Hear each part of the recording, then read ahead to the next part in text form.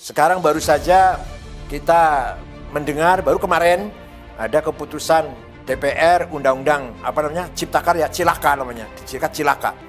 Itu jelas tidak seimbang, hanya menguntungkan satu kelompok, hanya menguntungkan konglomerat, kapitalis, investor, tapi menindas, menginjak kepentingan atau nasib para buruh, para petani, rakyat kecil.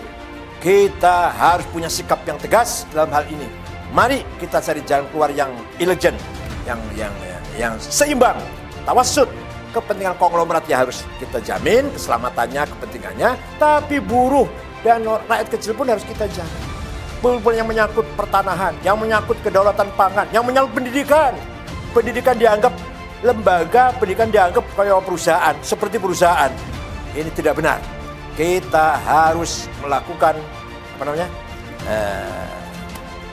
review, harus melakukan minta ditinjau ulang, tapi dengan cara elegan, dengan cara anarkis tidak, dengan cara elegan. Kita harus bersuara demi warga NU, demi NU, demi wasatiyah, al-istimaiyah, moderasi dalam membangun masyarakat yang moderat. Tidak boleh mengorbankan rakyat kecil. Undang-Undang Dasar 45 yang masih jauh panggang dari api, apa istilahnya gitu ya, jauh panggang dari api, yang masih jauh dari implementasi.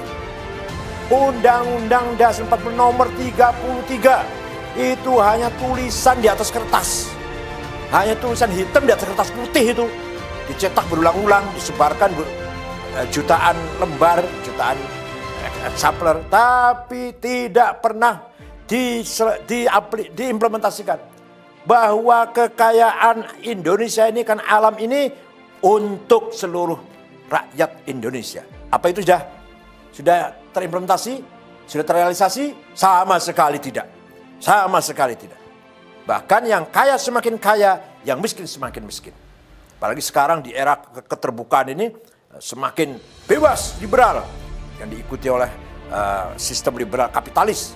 Ini semakin betul-betul nasib rakyat kecil, orang kecil semakin tertindas. Kalau lagi pilkada, lagi pileg, lagi pilpres, suaranya dibutuhkan. Rakyat kecil suaranya dibutuhkan. Tapi kalau sudah selesai, ditinggal. Mending kalau hanya ditinggal. Ya kalau ditinggal, didoni meneh, diludahin. Mending kalau hanya diludahin, diinjak lagi.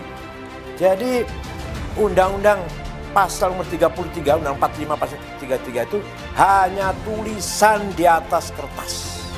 Hanya tulisan di atas kertas. Allah Subhanahu wa taala telah memberikan kekayaan alam Indonesia ini, disediakan untuk mensejahterakan semua rakyat. Dan itu cukup.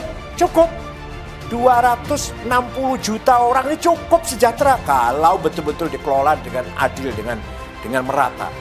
Tambang, coba ada tambang gas, minyak, batu bara, boksit, mening, bahkan emas, bahkan berlian, bahkan nikel, apalagi lithium, apa namanya lah, banyak sekali tambang.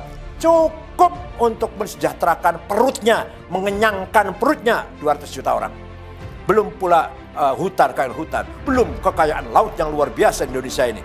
Bukan hanya ikan, tapi juga hal-hal yang berharga yang ada dalam laut kita, harga yang sangat bernilai. Itu semua hanya menguntungkan segelintir orang, menguntungkan segelintir jumlah orang.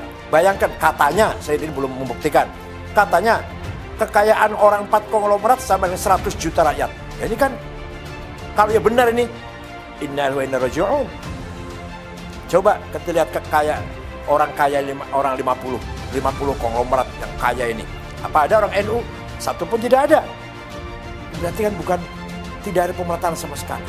Ada, sekali saya sudah sering ngomong ini, sudah saya bosan kalau ngomong ini.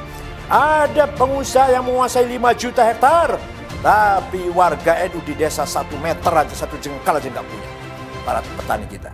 Ini jelas sekali tidak membangun keseimbangan. Saya tidak anti konglomerat, tapi konglomerat harus melakukan reformasi cara berpikir, harus menjadikan kelas menengah dijadikan mitra, bukan dijadikan bawahannya. Kelas menengah harus menganggap mitra bagi kelas kecil. Kelas kecil harus merangkul buruh tani rakyat kecil. Fuqara wal masakin, syagholin, ummal, buruh kecil itu harus selalu bergandengan tangan. Tidak boleh konglomerat menganggap kelas menengah itu bawahannya atau sapi perahannya. Kelas menengah menganggap kelas kecil sapi perahannya, bawahannya, dan kelas kecil jauh dari fuqara wal masakin, tidak boleh. Oleh karena itu sekali lagi saya mengharapkan NU nanti bersikap menyikapi undang-undang yang baru saja diketok kemarin ini dengan kritik, dengan sikap kritis, tapi elegan. Tidak boleh menggunakan cara-cara anarkis, tidak ada gunanya itu.